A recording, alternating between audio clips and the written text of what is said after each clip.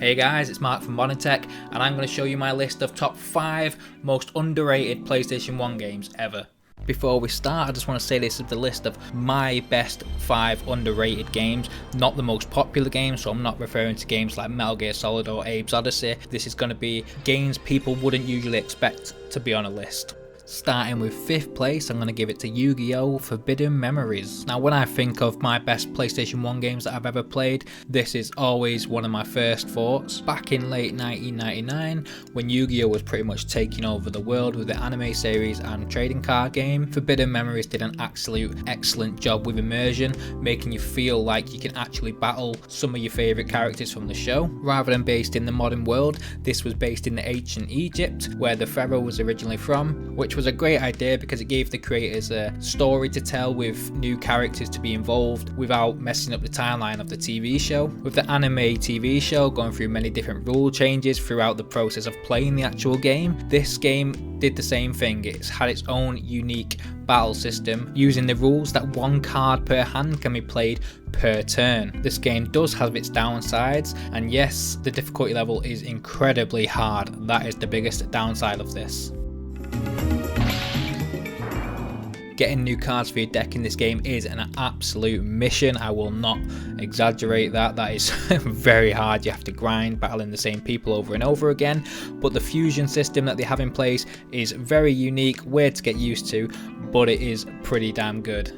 Coming in 4th place, released in August 2000, is SpiderMan. Now playing this game over 20 years ago as a child, this game had it all. From an amazing combat section mixing melee and web attacks, this game also had a large exploration area where you can find hidden items, countless unlocks such as silly costumes, and a cheat menu. As a kid, this game made you feel like you can climb along walls and go into air vents to attack the bad guys who were robbing the bank. Not only were the gameplay mechanics incredible for the time, this game was amazing for comic book fans all around, allowing the gamer to fight against classic comic book villains such as Rhino and Mysterio. With an amazing soundtrack and impressive 3D visuals for the time, this game will always have a place in my heart for amazing memories, and unfortunately to say, some absolutely scarring memories where you're being chased by Doc Ock mutated by a symbiote near the end of the game.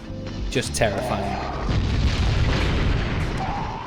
And in 3rd place we have Hercules. I feel most people would have at least played one level of this game because it was on the PlayStation 1 demo disc, the first demo disc that there was, and it is an excellent action adventure side scroller which accurately lets you play through scenes from the Disney movie, using brute strength and a large array of collectible upgrades for your sword. Progressing through this game still holds up today. If you're a fan of side scrollers and you've not yet played this game by some miracle, I strongly advise you to play it. The biggest downside of this game is it is rather difficult, and the save game system is ridiculous. To save the game throughout the levels, the blue Olympian god Hermes is just hiding and you have to find him, and if you don't find him you will not be able to save the game, and that is really frustrating, especially playing it when I was a kid. But chances are, if you do want to play this game in today's standards, you're most likely going to be using an emulator where you can save state, or you can play it on PC where chances are you can save state. Don't quote me on that, I could be wrong, but most likely you'll be able to save state, so you can save it exactly where you are and continue where you left off. Now in 2nd place, nobody that I know seems to know what this game actually is,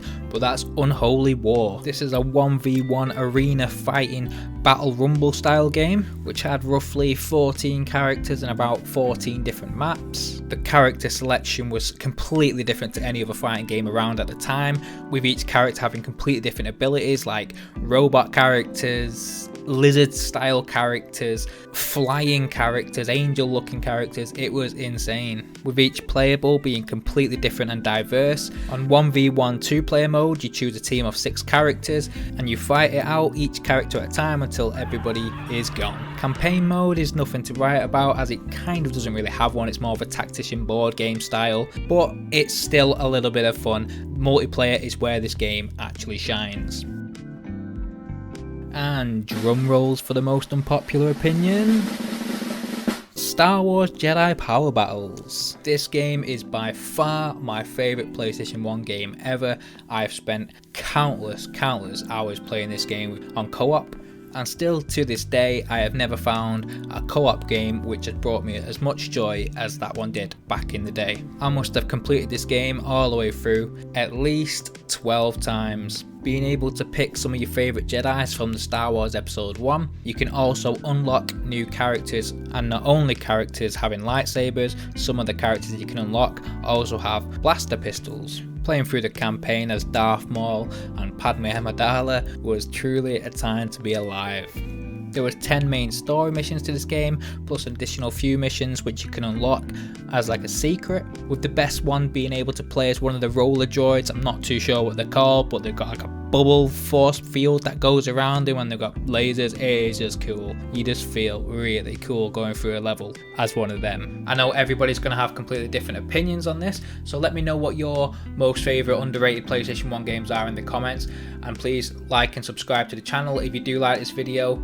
Let me know if you want to hear more, whether it's PlayStation 2, Xbox Original, GameCube, 360, just let us know in the comments. Thanks for watching.